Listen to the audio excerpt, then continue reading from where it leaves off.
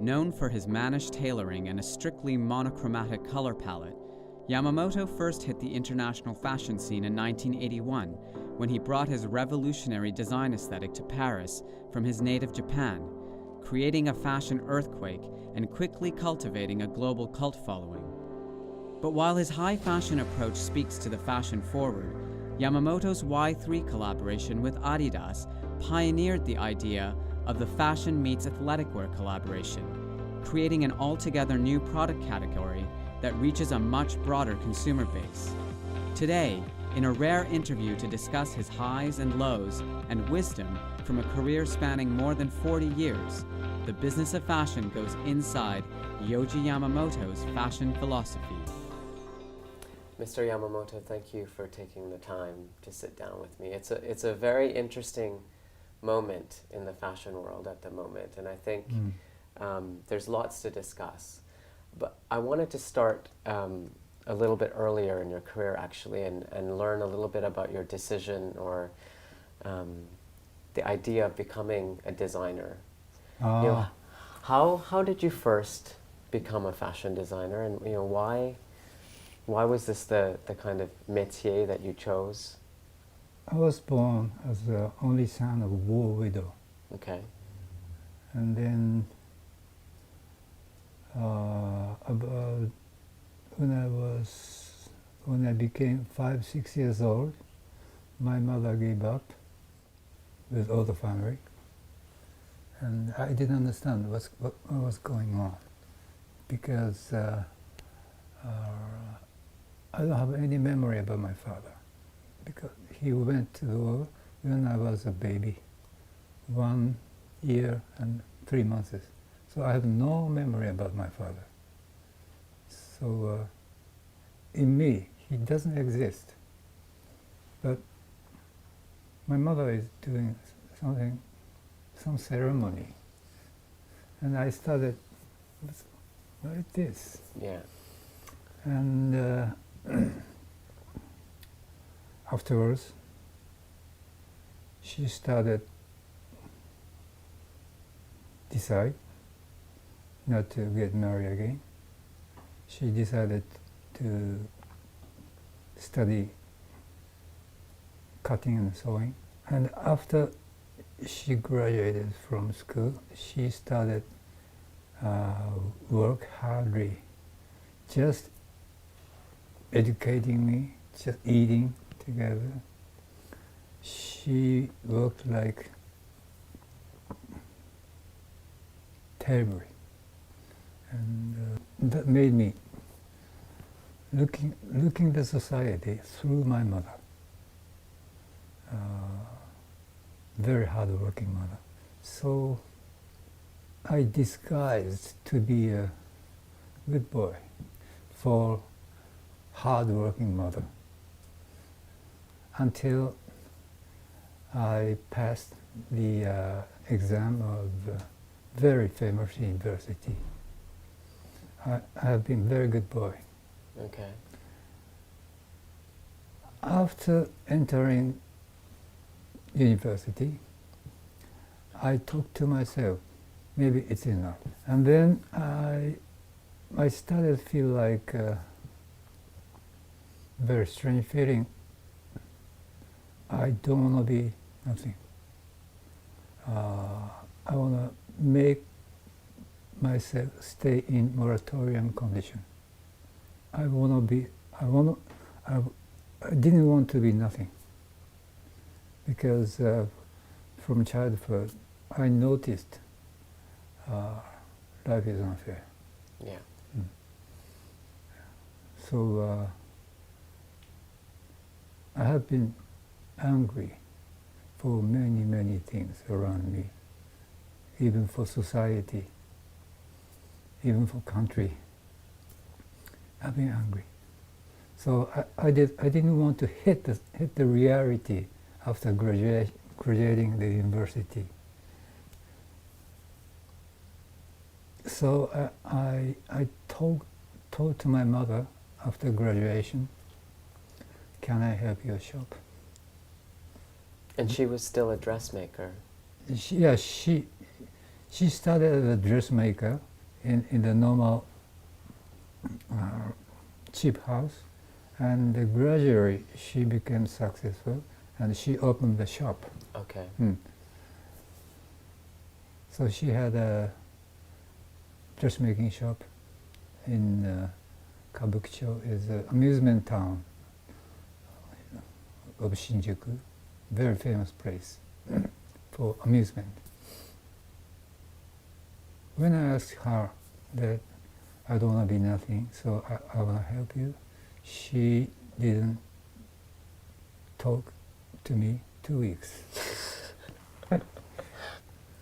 But finally, I showed her real myself. Then she said, finally, at least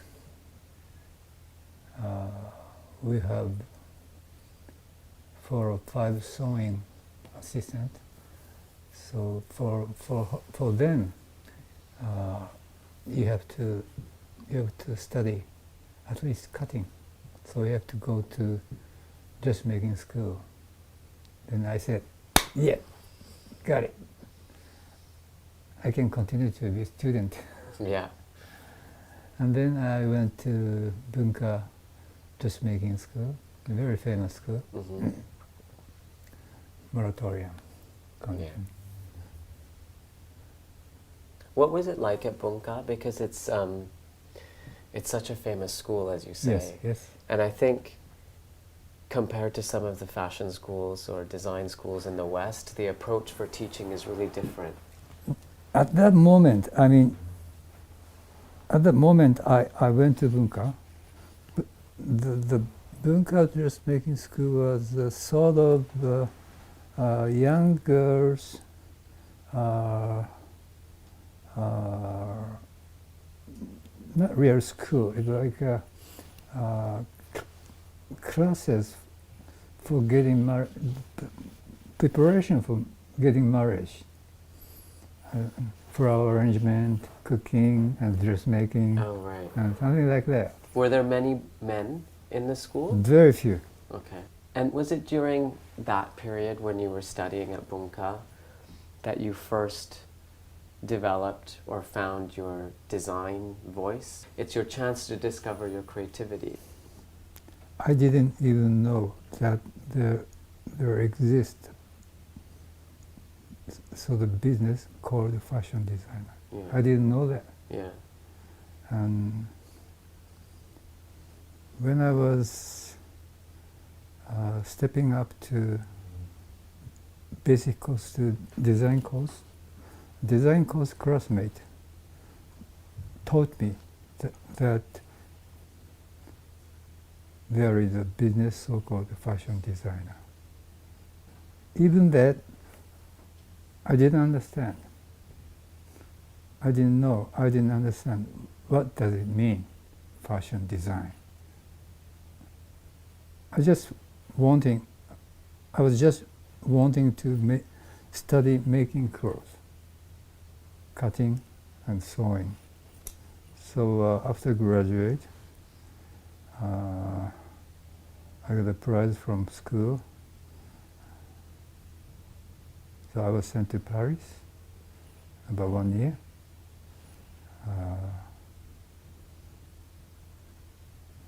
Living in Paris without doing nothing, I became like a very, very hopeless boy. Hopeless in what sense?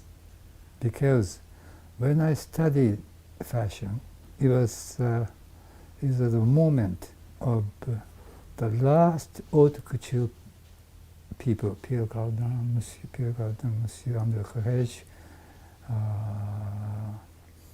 just Monsieur Yves Saint Laurent. He started ready to wear. So I just studied haute couture, not ready to wear. After graduating school, I was sent to Paris, and I found haute couture time is going to finish. And the new movement of ready-to-wear has started. Yeah. So when I was sitting in the cafe of Dumago and writing letters to home country, to my mother, it was very, very, very strong shock. By opening revolving door of Cafe Dumago, many ready-to-wear fashionable girls came in. Kenzo, Jean-Charles Castelbajac, Sonia Riquel. I was shocked because I only studied haute couture. Yeah. So that is the reason I felt I'm nothing. I can't afford it. I have no idea. I felt. So I decided to come back to Japan and started helping mother again. Just taking order and measurement and the cutting fabric and the fitting for many type of customers. And then you were working with your mother again. Yeah. And then you spent some time in Tokyo and you continued to work. And then, a few years later, in the early 1980s, you came back. What brought you back to Paris? During helping my mother, the outfit dressed, which ordered by so many type of women, they were all kind of doll-like, sexy, gorgeous, feminine-like, which I didn't like too much. So during fitting on the customer's body and kneeling down the customer's body and fixing the length, I was thinking, oh, I want make something kind of mannish outfit for women. And gradually, this feeling gradually came up. So that was what became your voice eventually, the signature that I'm talking about. Yeah. It came as a way of rejecting what you were seeing in the women that your mother was dressing.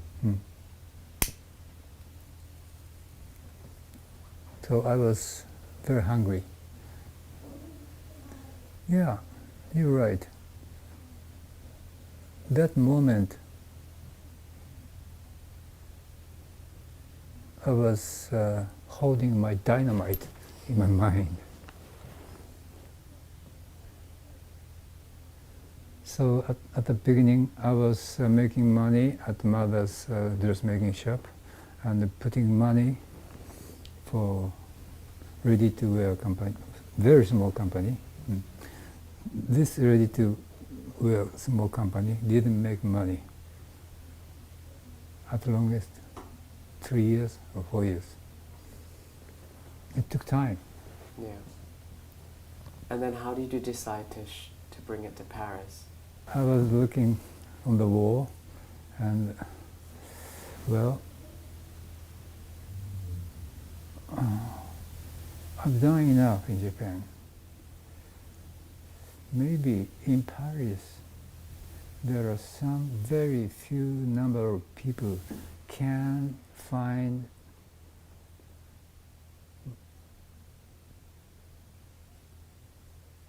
my clothes interesting.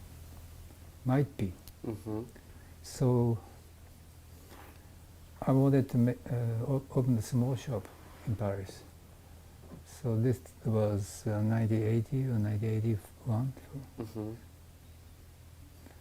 I came to open the shop. But exactly same day of my opening shop, Mrs. Reika Wakubo, Communication, Mm-hmm. she made a show in some hotel. I didn't know that she comes.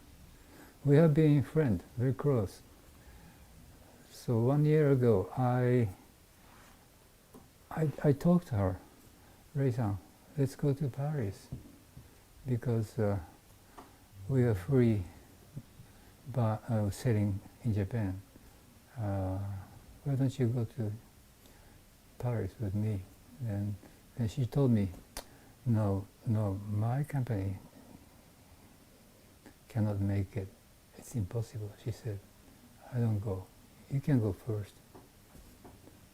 So, okay, then I will go first, okay? But finally, very coincidentally, two Japanese designers made a shop opening show. She made only show in hotel. And what was the reaction? Because at the time in Paris, the contemporary fashion was very different from what you and Mrs. Kawakubo. Mr. Terry Miguel, Mr. Claude Montana, Yeah. they looked like kings. Right. So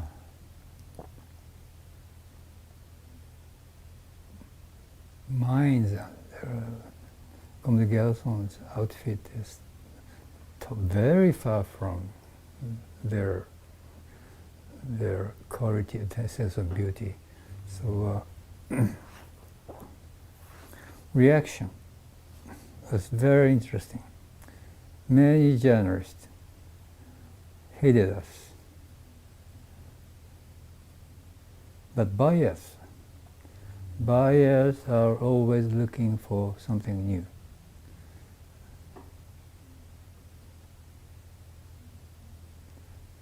During the journalists, only Libération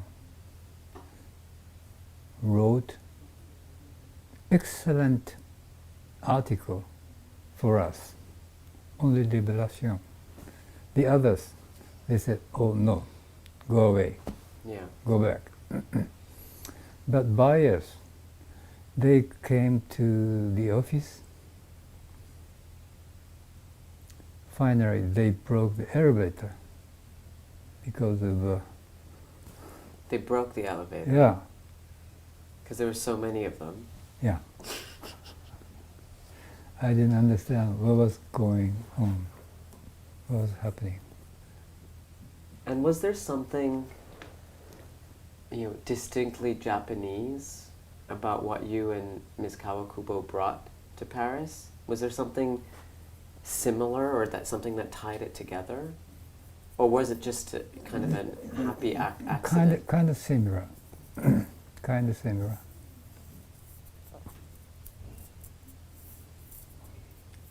In what way?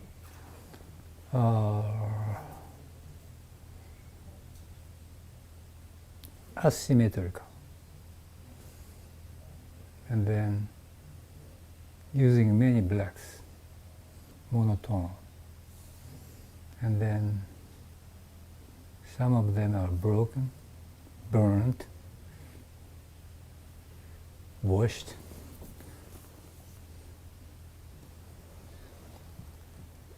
For not only European people, for ordinary people, our creation of cloth making looked very dirty and ugly. Might be. Mm. And the kind of interest in black the use of black fabrics and black color. Mm. You know, why is that such an important part of your process and your... It is my private sensibility. You know, like in Tokyo, New York, Paris, so many people from the outside are walking around, metropolitan. And in the city, when I looked at so many fashions, I felt at least myself should not make people's eyes disturbed by using horrible color. So I stay in monotone. So I started keep wearing black or navy blue, not to disturb people. Right. This is very, very starting. Mm. And then when I started making clothes, I didn't use mostly sentimental colors. I didn't need colors sentiment. I just wanted to show people cut or wash or broken or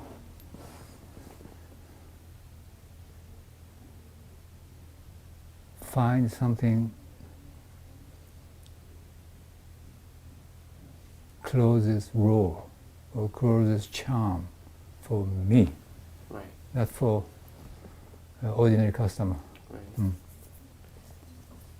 The other thing I wanted to spend some time on is thinking about fashion as a business. I mean, you said earlier that your colleagues or friends that you met at Bunka, some of them were the ones who told you about the world as fashion design as a business. And clearly taking a very creative point of view, a very refined and specific type of creativity and making it work as a business is probably one of the biggest challenges that creative people face. Biggest gamble. Biggest gamble. Yeah. Yeah, it's a huge risk. Yeah, huge risk. I've seen it happen to young designers that I know, that all of a sudden they get a lot of attention. They're in the press, the media, the buyers are coming to them. And they're not yet equipped to handle that business side, which is then you have to deliver, and then you have to, regularly put something out. Exactly. Plus, it's quite easy to deliver. The most difficult thing is gathering money. Pay me. Yeah, cash flow. Very, very, very hard. Yeah. In that meaning, also, we were lucky. Yeah. Maybe, probably, I'm talking about the very important moment. Not only fashion. In music scene, there appeared Beatles, Rolling Stones. They came out. The adults and the American people didn't understand, but young people, they were all They got it, excited, and they changed the music scene totally. And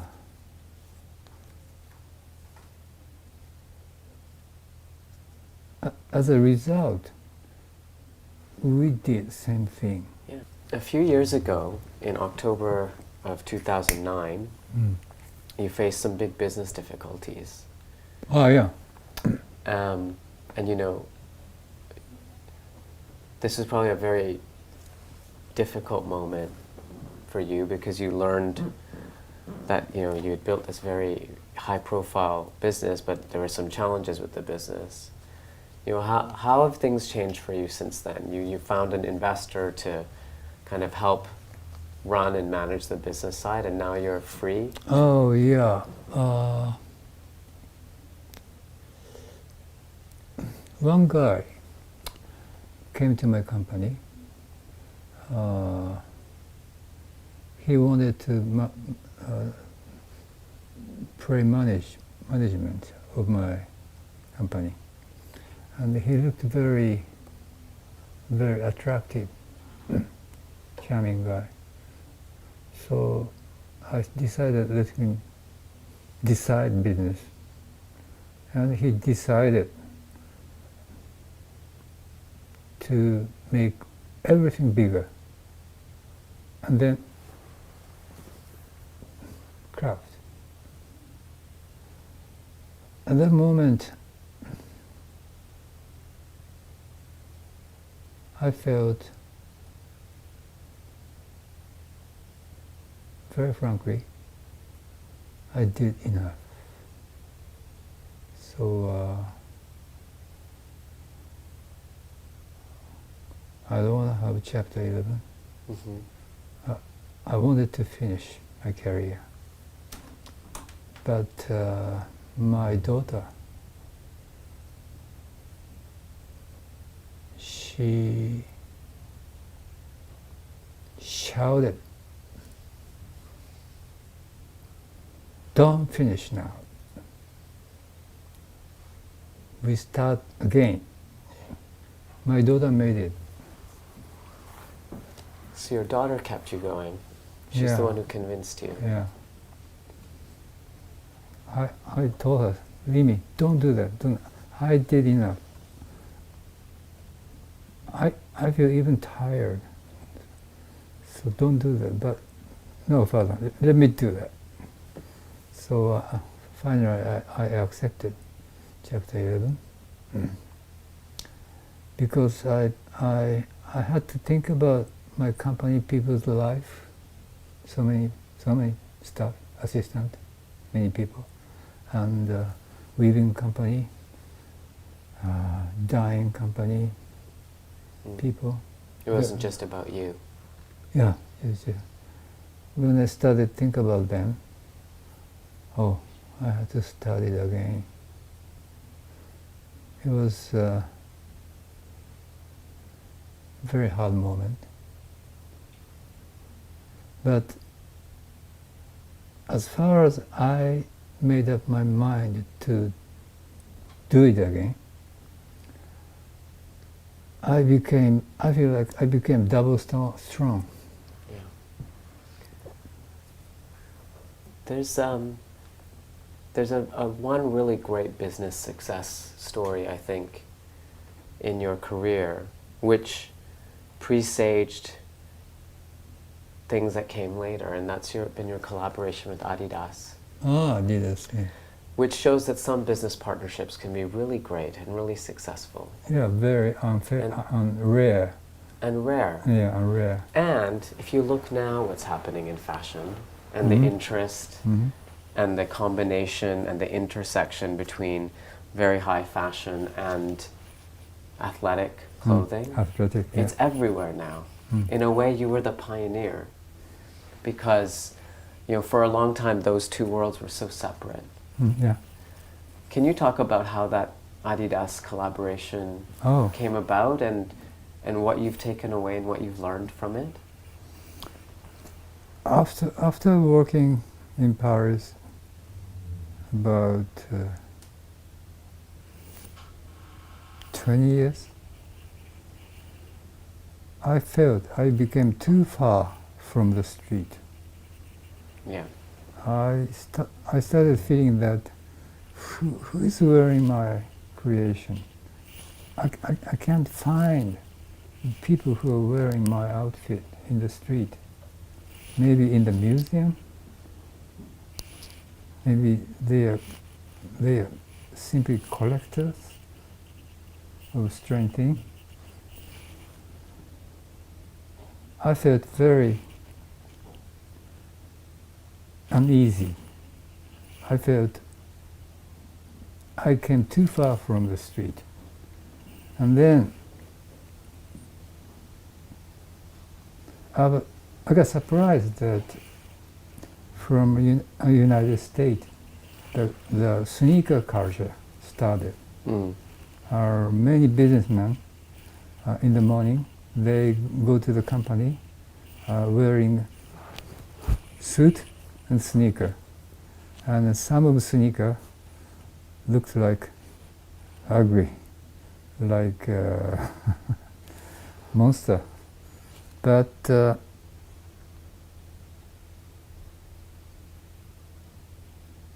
I did, oh, sneaker culture. Maybe it must be interesting to work with sneaker. From my side, directly make a phone call to Adidas company. Aren't you interested in collaborate with me? Then directly, quickly, must be interesting. The answer came back. So we started it 12 years ago. The title of the brand was Sport Gorgeous. I didn't understand the meaning of Sport Gorgeous. But anyway, we started and continued 12 years already. And Y3 now is very successful. Yeah.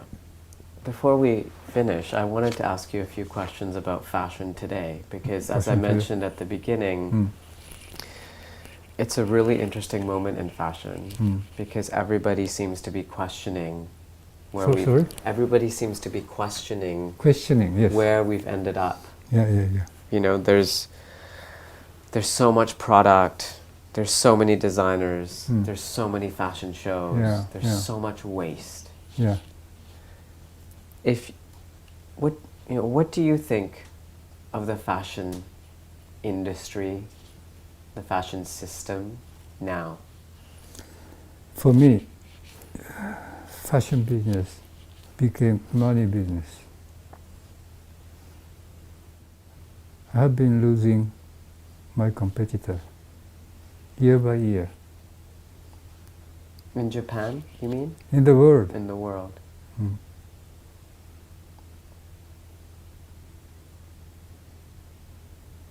Especially clothing designer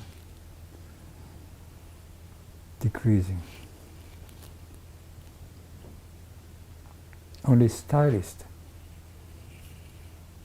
they were asked by big maison, big house, and make a show for selling accessories, not for selling their own creation. The majority of business became like that. And I call it mainstream of fashion. I'm not walking in the mainstream. I'm walking in the side street, dark street. It is quite comfortable. If I joined to the mainstream, maybe I was killed. Company would go down. Yeah. I mean, what do you think, as an industry, what do you think we should be doing to solve this problem, though? Because it doesn't seem sustainable, to me at least, to continue at this pace with this much volume of things. What's the solution? I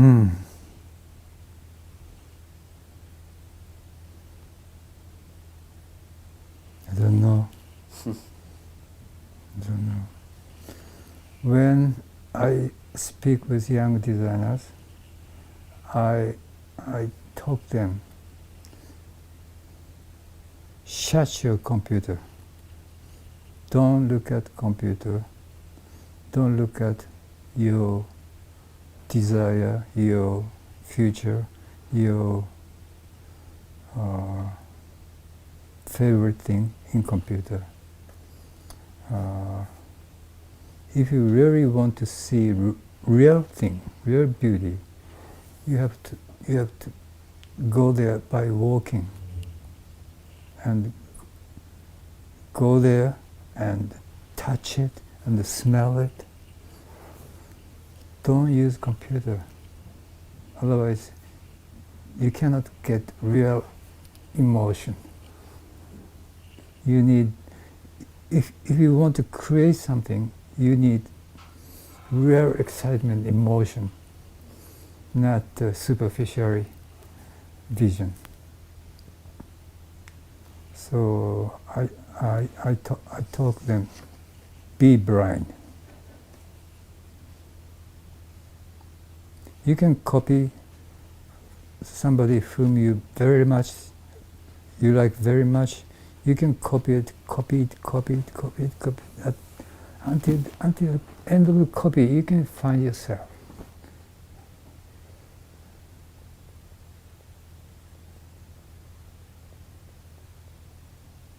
Don't look too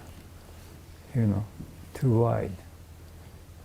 If you look the scene too wide, you lose yourself. You'll be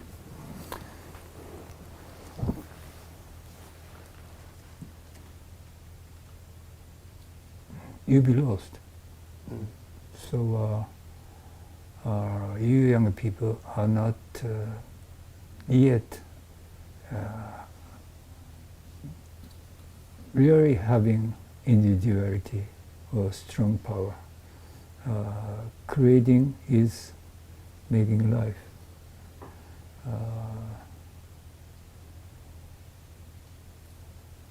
So if you want to create something, keep resisting to the mediocrity, ordinary thing, against. It's a hard way. It's a life work. Are you ready to sacrifice yourself to create something?